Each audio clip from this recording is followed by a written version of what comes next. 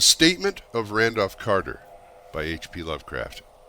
Again, I say, I do not know what has become of Harley Warren, though I think, almost hope, that he is in peaceful oblivion, if there be anywhere so blessed a thing. It is true that I have for 5 years been his closest friend, and a partial sharer of his terrible researches into the unknown. I will not deny, though my memory is uncertain and indistinct, that this witness of yours may have seen us together, as he says, on the Gainesville Pike, walking towards Big Cypress Swamp at 11:30 on that awful night. That we bore electric lanterns, spades, and a curious coil of wire with attached instruments, I will even affirm, for these things all played a part in the single hideous scene which remains burned into my shaken recollection. But of what followed, and of the reason I was found alone and dazed on the edge of the swamp next morning, I must insist that I know nothing, save what I have told you over and over again. You say to me that there is nothing in the swamp, or near it, which could form the setting of that frightful episode. I reply, I knew nothing beyond what I saw. Vision or nightmare, it may have been. Vision or nightmare, I fervently hope it was. Yet it is all that my mind retains of what took place on these shocking hours after we left the sight of men.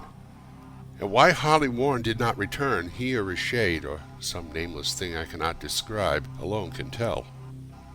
As I've said before, the weird studies of Harley Warren were well known to me, and to some extent shared by me. Of the vast collection of strange, rare books on forbidden subjects, I have read all that there are written in the languages of which I am master, but these are few as compared with those languages I cannot understand.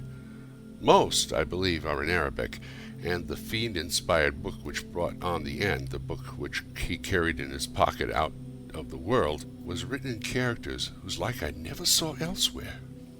Warren would never tell me just what was in that book. As to the nature of our studies, must I say again that I no longer retain full comprehension? It seems to me rather merciful that I do not, for they were terrible studies, which I pursued more through reluctant fascination than through actual inclination. Warren always dominated me, and sometimes I feared him. I remember how I shuddered at his facial expression on the night before the awful happening, when he talked so incessantly on his theory, why certain corpses never decay, but rest firm and fat in their tombs for 1,000 years. But I do not fear him now, for I suspect that he has known horrors beyond my ken. Now I fear for him. Once more, I say, I have no clear idea of our object on that night. Certainly it had much to do with something in the book which Warren carried with him, that ancient book in undecipherable characters which had come to him from India a month before. But I swear I do not know what it was that we expected to find. Your witness says he saw us at 11:30 on the Gainesville Pike, headed for Big Cypress Swamp. This is probably true, but I have no distinct memory of it.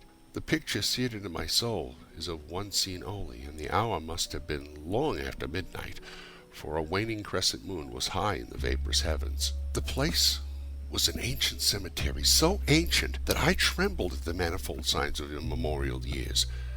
It was in a deep, damp hollow, overgrown with rank grass, moss, and curious creeping weeds, and filled with a vague stench which my idle fancy associated absurdly with rotting stone.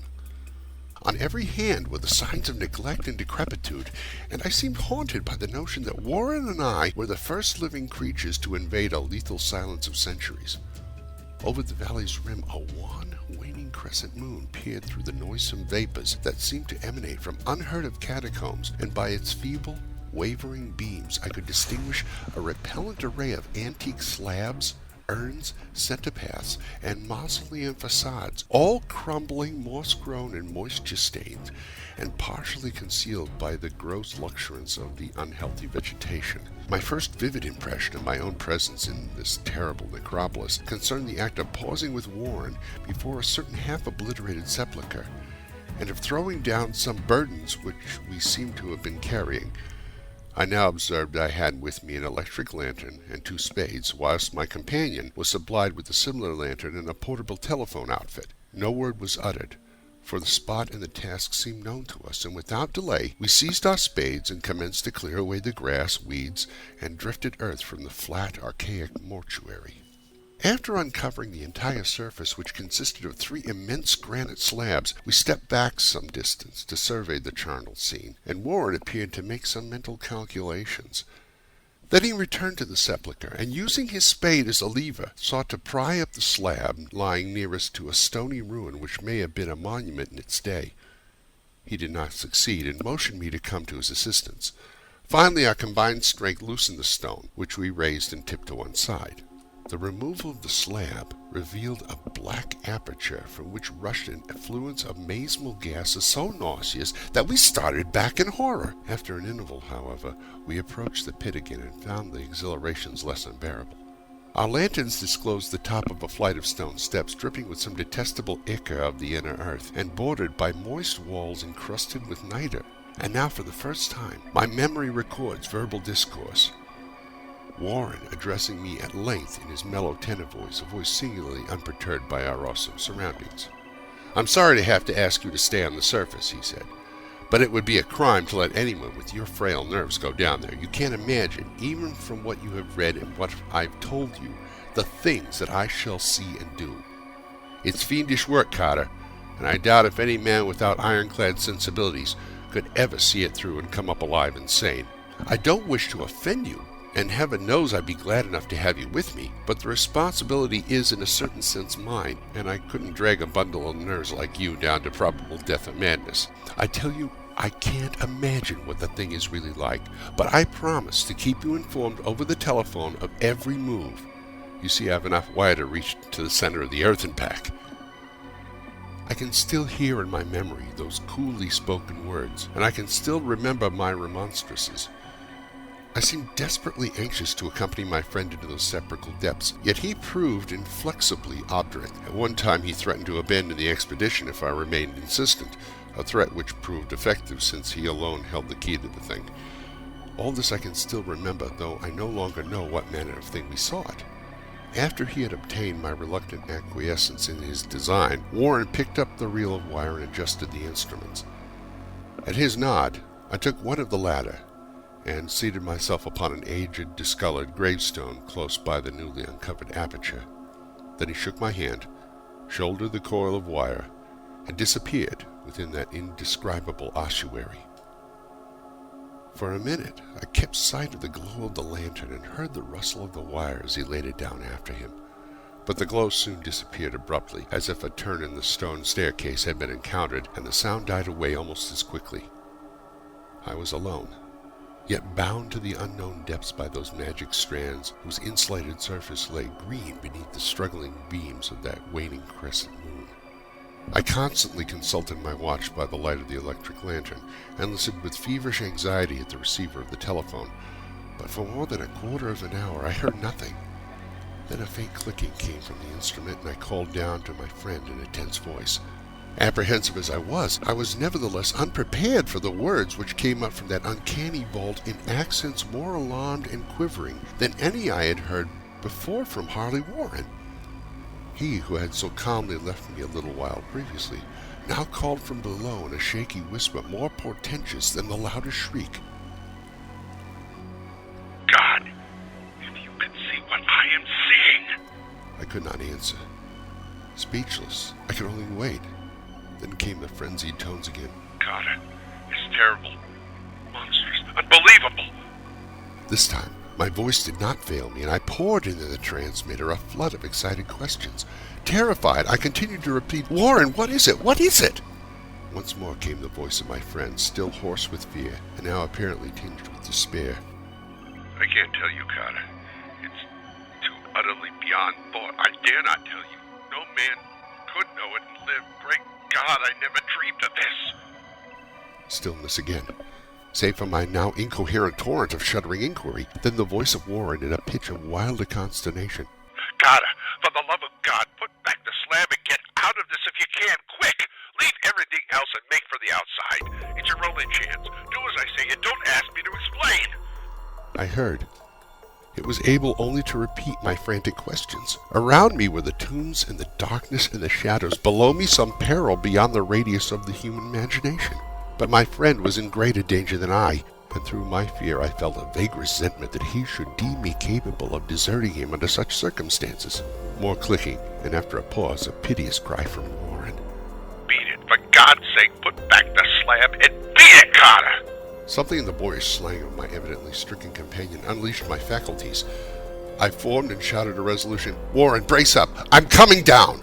But at this offer, the tone of my auditor changed to a scream of utter despair. Don't! You can't understand. It's too late and it's my own fault. Put back the slab and run. There's nothing else you or anyone can do now. The tone changed again, this time acquiring a softer quality, as of hopeless resignation. Yet it remained tense through anxiety for me. Quick, before it's too late. I tried not to heed him, tried to break through the paralysis, which held me, and to fulfill my vow to rush down to his aid. But his next whisper found me still held inert in the change of stock horror. Carter, hurry, it's no use. You must go. Better one than two. The slab! A pause. More clicking, then the faint voice of Warren. Nearly over now. Don't make it harder. Cover up those damn steps and run for your life. You're losing time. So long, Carter. I won't see you again.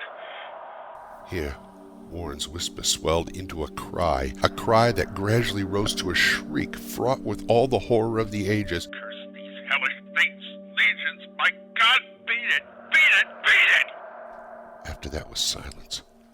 I don't know how many interminable eons I sat stupefied, whispering, muttering, calling, screaming over that telephone. Over and over again, those eons I whispered and muttered, called, shouted, and screamed, "Warren!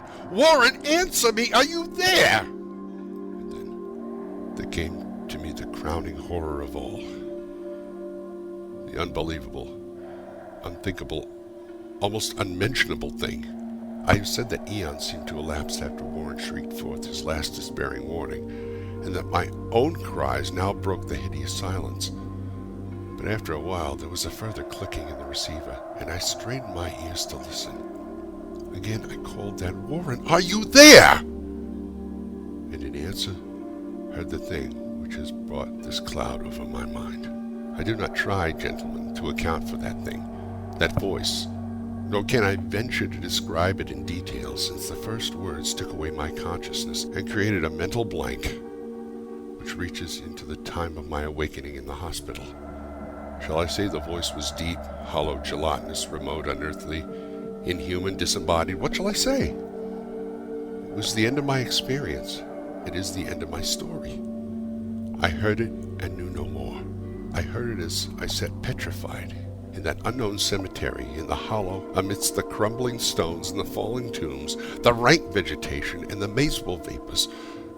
Heard it well up from the innermost depths of that damnable open sepulchre, as I watched amorous, necrophagious shadows dance beneath an accursed waiting moon. And this is what it said. You fool. Warren is